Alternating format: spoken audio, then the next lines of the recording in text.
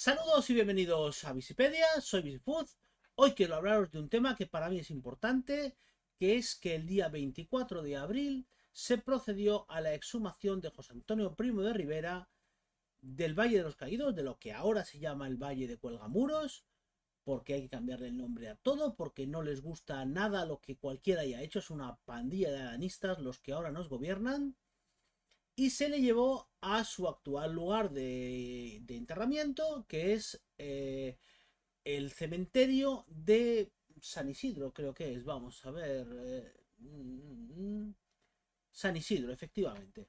Bueno, vamos a por este asunto dentro intro. Yo soy presidente del gobierno.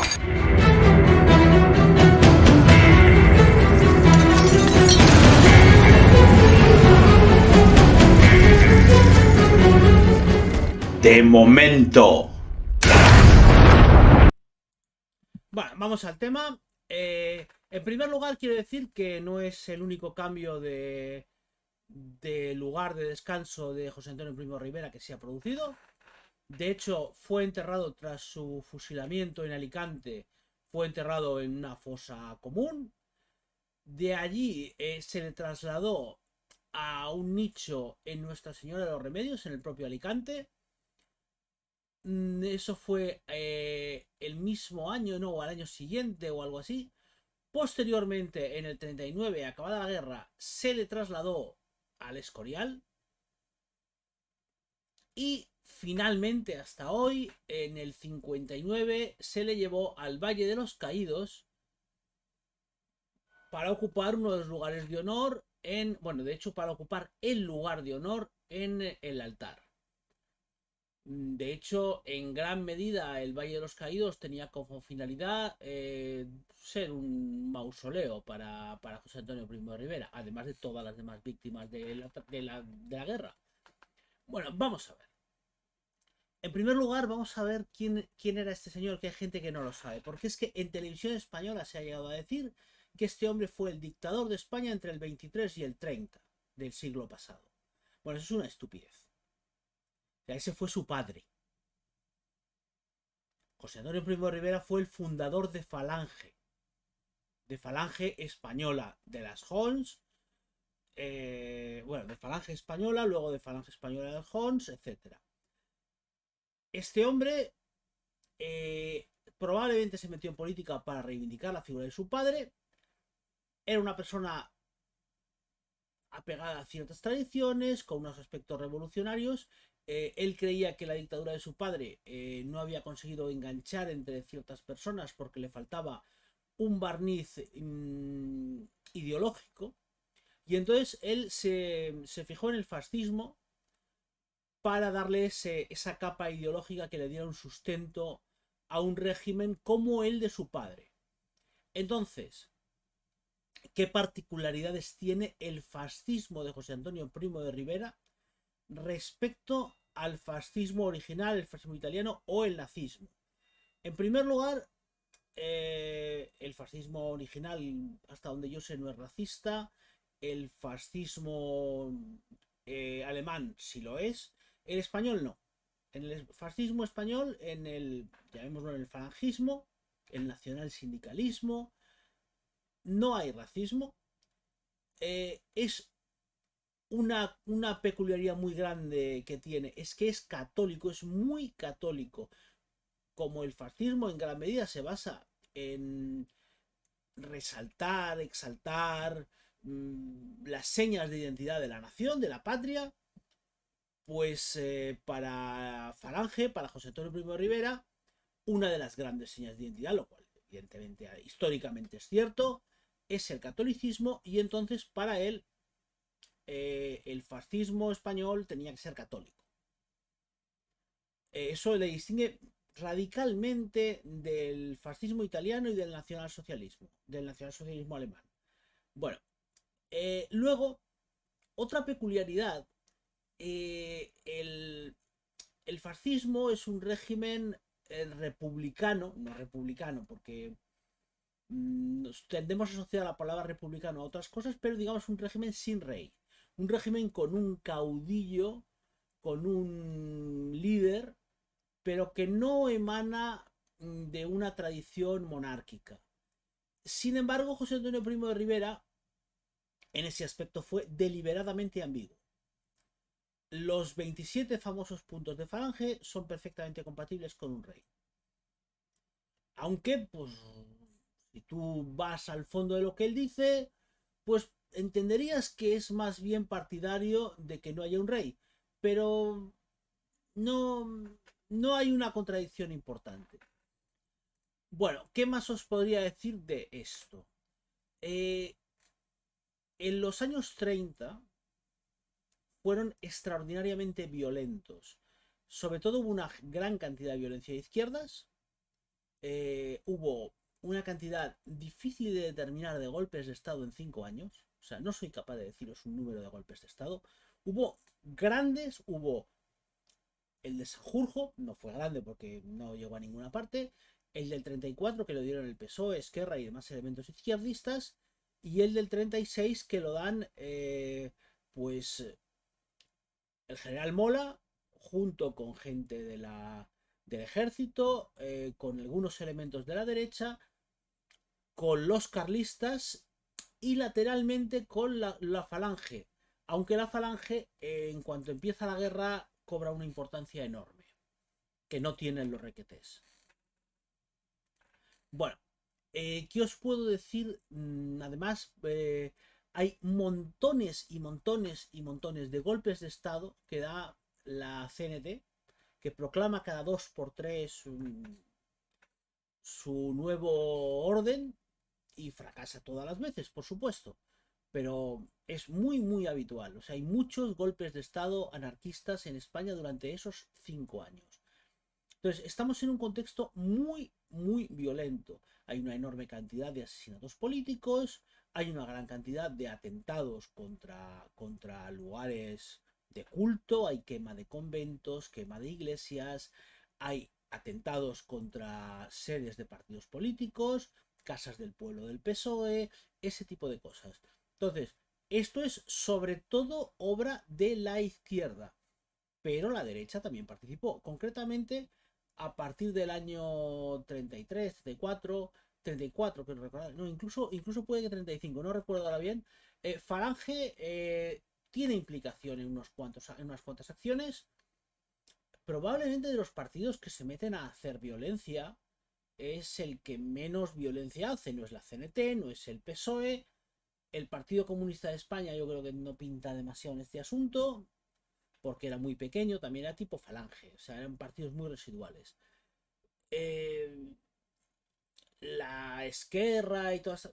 Hay muchísima más violencia por parte de los grupos de izquierdas que de los de derechas. Y en los de derechas, pues tienes, entre otros, tienes a Falange realizando una serie de atentados, incluso causando muertes. Normalmente es como respuesta a atentados de izquierdas. Eso sí quiero dejarlo claro, porque leyendo por ahí parece que Falange fuera uno de los grandes enturbiadores de de la pacífica vida de la Segunda República. No, la vida de la Segunda República no fue pacífica, fue muy sangrienta, fue muy violenta. Y Falange estaba en eso, pero estaba en eso más como una respuesta a lo que hacían los partidos de izquierdas que como una propuesta propia. Falange era un partido violento, o sea, Falange era partidaria finalmente de tomar el poder por la vía violenta como cualquier partido revolucionario, pero no era de los más violentos que había, ni mucho menos. Entonces, José Antonio Primo de Rivera fue detenido antes del golpe de Estado. Quiero que quede muy claro esto, porque es una víctima de la guerra, pero él no estuvo en la guerra, o sea, él no formó parte de la guerra. O sea, era un líder político. Fue detenido por diversas razones, por un tema de alguna acción ilegal, por posesión de armas de forma ilegal, hubo un tema de desacato al tribunal. José Antonio Primo Rivera iba a ser una persona complicada, era un tío con fuertes accesos de ira, que montaba apoyos en los tribunales y a pesar de que era abogado, montaba pollos en los tribunales cuando las cosas no se daban bien. Eso no le ayudó nada.